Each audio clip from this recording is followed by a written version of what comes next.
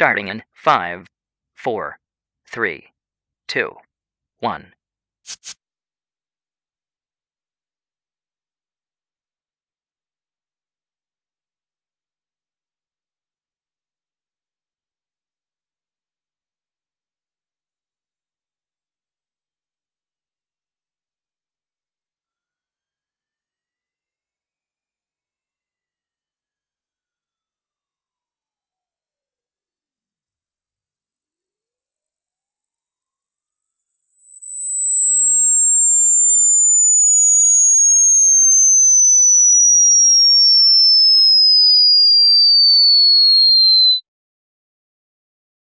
Thank you very much, and please remember that results using this test cannot be regarded as clinical data.